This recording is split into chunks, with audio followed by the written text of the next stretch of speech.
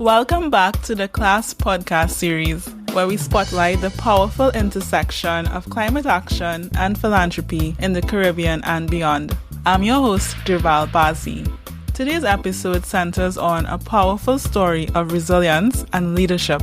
As we all witnessed, Hurricane Beryl left a trail of destruction across our region. But amidst the chaos, organizations like the Lasko Chin Foundation sprang into action, delivering not only emergency relief, but building long-term recovery and entrepreneurship support in communities that needed it most. We are honored to be joined by Professor Rosalea Hamilton, a powerhouse of vision and purpose. She serves as the chair of the Caribbean Philanthropic Alliance, CARIPHIL, and CEO of the Lasko Chin Foundation. Her leadership in both roles uniquely positions her at the heart of Caribbean climate philanthropy and innovation. Today we'll get into CARIPHIL's expanding climate mission, Lasko Chin Foundation's post-Beryl response, and how climate-aligned entrepreneurship is shaping the future of Caribbean resilience. So let's get into it. Professor Hamilton, as chair of the Caribbean Philanthropic Alliance, how would you describe the value that CLASP brings to our region and the importance of Caribbean-led philanthropy at this moment? Hi, Derval. I am so pleased to be here because this CLASP initiative is vital at this moment.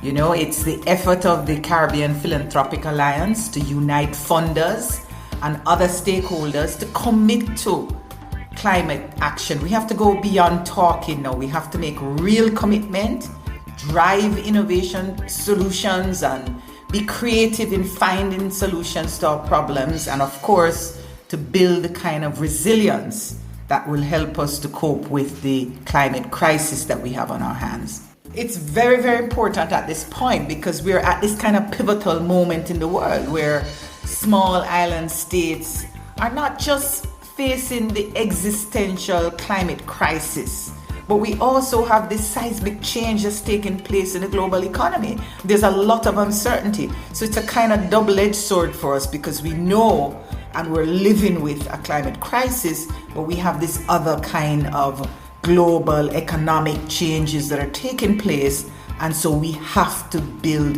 resilience.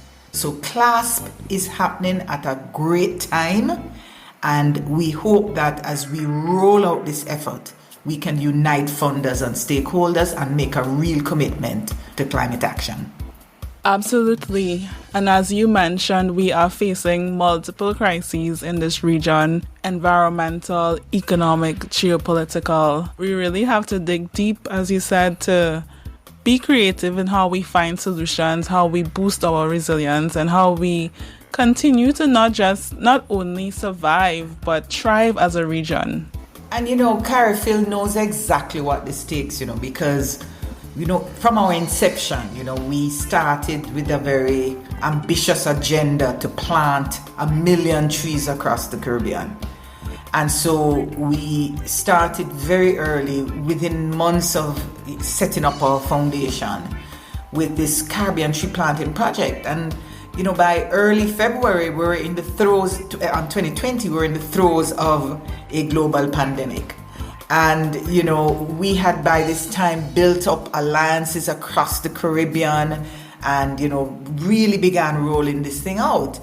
And so we paused, of course, as the world did, but we felt we had to keep going because this climate crisis is not a new thing. It's going to happen even with a pandemic. And so we kept going, and we were so pleased by 2021, by the middle of 2021, we had planted over 1.5 million trees. And we engaged 22 countries. In fact, our thinking at the time is we'll engage at least 14 or 15 countries. We did 22 countries and territories in the Caribbean. We made over 350 partners and involved nearly 5,000 young people across the Caribbean.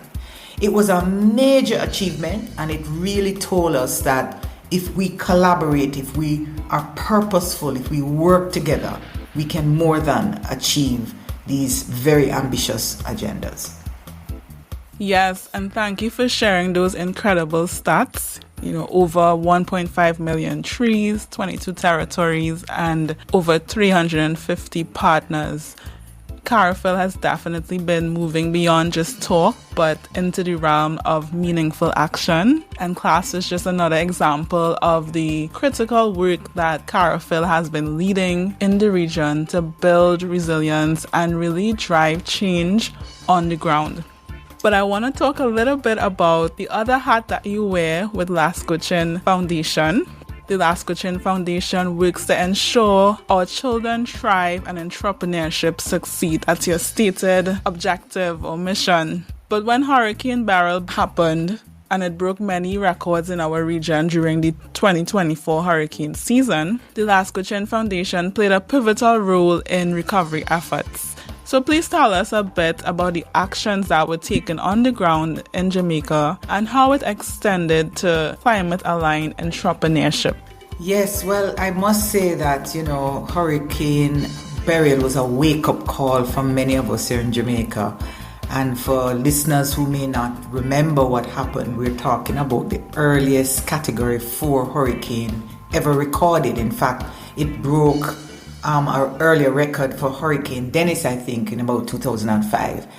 And so it was really the strongest and fastest tropical storm to move very quickly into a Category 5 hurricane, very, very quickly. And so we observed this thing coming. It hit Jamaica early July, July 3rd, I think it was, last year, and wreaked havoc. We're talking about more than 200,000 people directly impacted. We had over nearly 300 roads, I think, affected, fallen trees, flooding, all this kind of stuff. The agricultural sector took a huge hit, about $30 million worth of damage estimated at the time.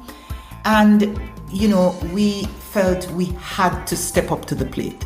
So as a foundation, the Lasko Chin Foundation, we've been thinking about how to position ourselves. In fact, COVID gave us a little practice in terms of immediate relief through care packaging. And so we had that experience of moving very quickly to provide support for people who were affected in these kinds of disasters. And so we knew we could do that, and we knew we could also rely on partners to collaborate with us in providing immediate relief.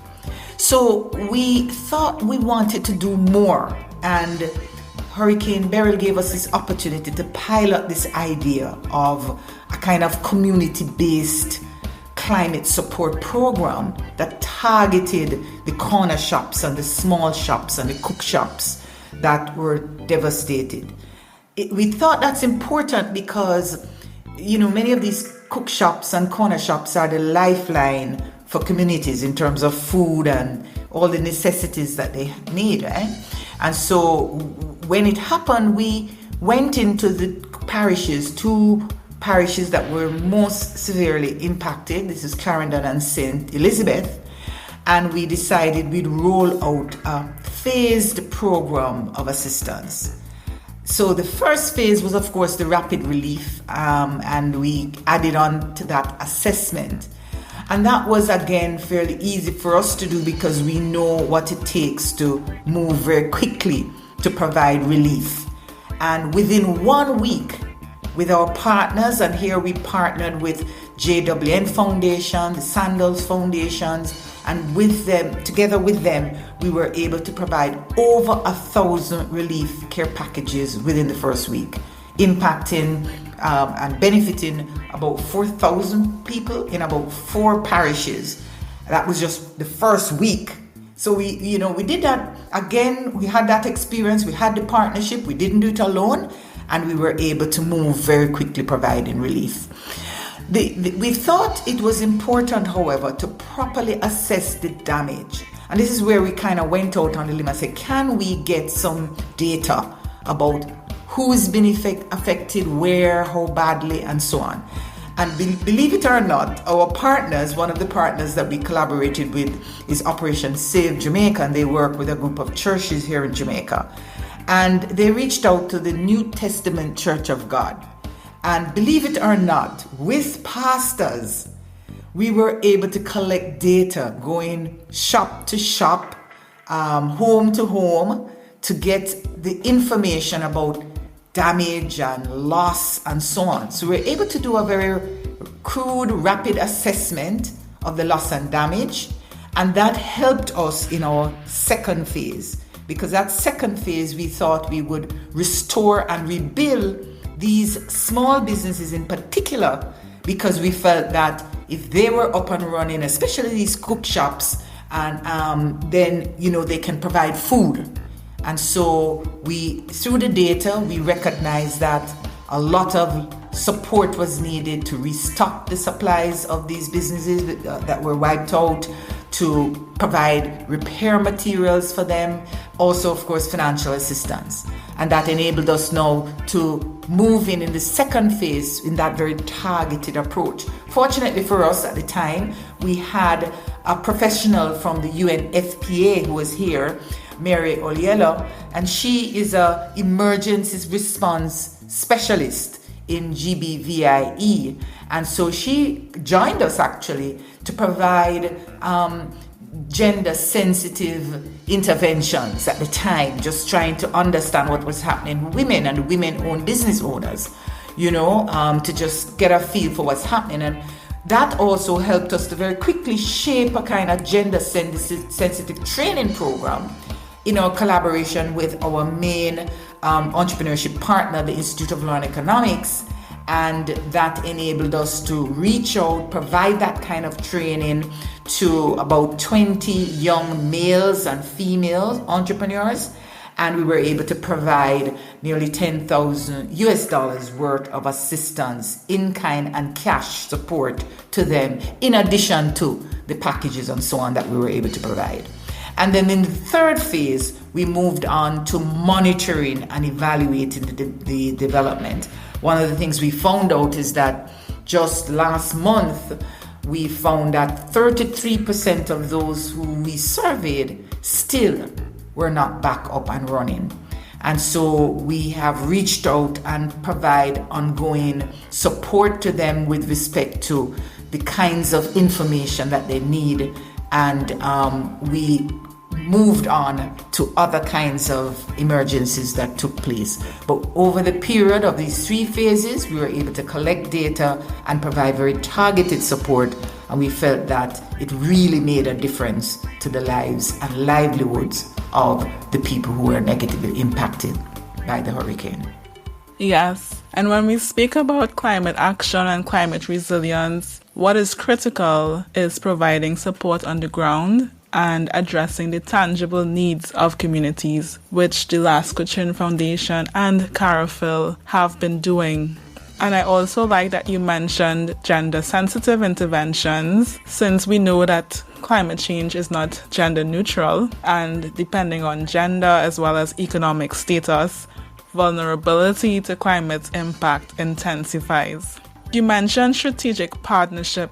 CLASP has a very strong focus on partnerships. In your view, how can Caribbean philanthropy deepen its collaboration both regionally and globally?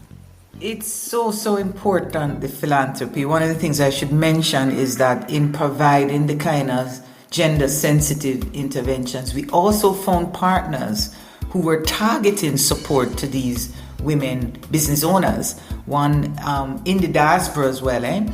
One of those partners was the Bling Sky Foundation, and they provided significant support not only to individuals impacted but women entrepreneurs. And so finding partners who can provide these kinds of strategic support is critical. And I would say for us in the Caribbean, it has to start with us getting to know each other. Just talking to each other, knowing of each other in a more intimate way, because we know of the organizations, we sometimes know the leaders and so on, but we often don't sit down and dialogue about the specific things we're doing and how we can forge collaboration and partnerships. And the Lasko Chin Foundation did that recently this year because we felt that in the event of another disaster, we want to find new partners who can work with us, and they also need to know what we're doing. And so we found that we talked to organizations who we knew, we've actually, some of them we've worked with already, but we didn't know the details of what they actually did. So I would say to Caribbean philanthropic organizations, begin talking to each other nationally, get to know each other, get to understand the shared goals and objectives, and forge these partnerships. It is when you do things together that the collaboration and the partnerships emerge.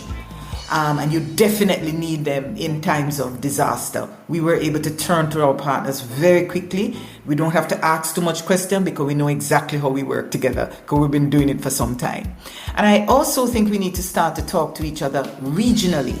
And this is where the Caribbean Philanthropic Alliance can help, because we have regular ongoing dialogue with philanthropic organizations across the region. So I urge listeners to become members of the Caribbean Philanthropic Alliance and also to be part of our regular engagement with especially young people and organizations across the region. And we can also provide that connection to global philanthropic organizations. It is when we come together, we're small, we have to constantly remind ourselves that we're small. In Jamaica, we say we're little but we're tallawa, and that means that although we're small, we can do a lot, and we can work together, and we can become larger than life, right? And so I think that's what we have to do. Collaborate, work together, and engage these global organizations as a group. And the Caribbean Philanthropic Alliance is positioning ourselves to really represent, work with, collaborate with smaller NGOs, philanthropic organizations that are not able to do the kinds of things that we can do across the region and with our global partners. Yes, there's a saying that if you want to go fast, go alone, but if you want to go far, go together. So we definitely appeal to funders, organizations, foundations to get on board with CARIPHIL so that we can indeed go further. Quite so. So, Rosalea, on the first episode of this series, the introductory episode, Erica Miller from Wings, the lead for Philanthropy for Climate Global Movement, spoke about the 7-pillar framework. And she highlighted the flexibility that this framework offers to foundations for them to assess and enhance their climate journey. So in a few weeks, CLASP will be conducting technical assistance workshops for foundations to get on board. But I know that you have already started to use the 7-pillar framework to assess your climate journey. What has been your experience so far applying the 7-pillar framework? This 7-pillar framework is a great framework to really begin to understand the elements that's required to really make a difference in this climate journey, building resilience and taking climate action. If we think about Pillar 1, the education and learning, so important. Our organizations, we've been to workshops on climate change and so on, and you learn things, but the actual learning by doing is really, really important. So I don't start with the idea that you have to know it all and get it right, because I can tell you when we rolled out this program during Hurricane Beryl, we were learning a lot of things. We tried some new things. We tried, for example, using technology, and we found that, wow, in spite of the best technologies, if we don't have the Wi-Fi access, then, those are some limitations. So we understand we had to find an offline kind of methodology to collect the data, etc. So we learn as you go. And so we are really building the kind of momentum that's required to really master this area of how philanthropy makes a difference in the context of a climate disaster. Certainly with respect to the commitment of resources, I think we're showing important leadership there. And I want to say that leadership does matter. In our initiative during Hurricane Beryl, it was driven at the highest level of our organization. Our chairman James Rawls, he led this in many important ways, because when we found that we were in difficulties trying to roll out some parts of this intervention, he literally brought on the company and said, guys, you have to help the Lasko Chin Foundation, and they opened up space for us in the company operation. Phenomenal, because you're talking about a company that's running 24/7, right? It's a large company here in Jamaica, and yet with the leadership of our chairman, he was able to create space for us to get the kind of help we needed to package the materials and to get it physically out into the communities when we had some challenges that we couldn't overcome. So leadership matters. Our chairman is also the executive chairman of the Lasco affiliated group of companies, so he's very busy, but he found the time because he thought this is so important. So leadership matters, the commitment of the resources matter, and we had that commitment at the highest level. The Pillar 5 speaks to operation, and Pillar 3 speaks to integration, integrating these activities into not just our work here in the foundation, but in a corporate company. It was also quite phenomenal. We've had that experience. We're ready to go in another climate disaster, and again, with the leadership of our chairman. Influencing and advocacy is important, and I think through this experience, we have been talking to a lot of our colleagues, to organizations, individuals who really find what we did very intriguing and want to repeat and do something similar, in the next disaster. And so our advocacy for this kind of work among our peers is something that I think we're showing real leadership in. And of course, with respect to transparency, very important, we got support from all over the world online, especially coming out of the US in our Jamaican diaspora community. And so the transparency in terms of the money spent is also very important. And so we provided a whole presentation of what we did, what the initiative was about, and we shared that online to the partners directly, etc. And that was important. So these pillars really help us to think through what we do, and we certainly want to urge other funders to join this movement, to join this CLASP movement, to really make this commitment and make it real. Thank you for sharing how the 7-pillar framework has supported and continues to support you in improving your impact, particularly in the areas of leadership, advocacy, and transparency. Over 800 funders have already signed on to the International Philanthropy Commitment on Climate Change. CARIPHIL will be working with foundations across the region to refine the funders' commitment so that it matches the Caribbean's realities. So from your vantage point, what's your call to action for funders, organizations, and listeners tuning in today? Join the movement. Join this global movement of funders from more than 23 countries across the world. We want Caribbean funders to commit to taking the urgent action on this climate crisis that we face. This is an existential crisis for us. The Lasko Chin Foundation will sign this commitment. We want to encourage all funders to join us. We're creating a moment and an occasion in which we can do this together, and we want to build a regional commitment to making this collaboration significant. Our voices, our work, our presence must be in this global movement, because as we all know, this climate crisis is real. It's not coming, it's here. It's not impacting us, it's devastating us. And so we want all of the funders, all philanthropists, big and small, to let's collaborate, let's do it, let's act now, let's make it happen. Thank you, Rosalea, for your passion and leadership. From CARIPHIL's advocacy to Lasko Chin Foundation's hands-on relief work, you've shown us what it means to lead with purpose. Thank you so much.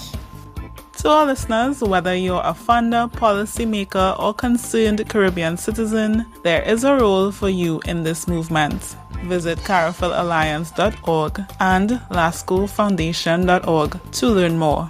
Subscribe to the Climate Conscious podcast and stay tuned for the next episode in our CLASP podcast series. Until next time, keep forging forward for climate, for community, and for the Caribbean.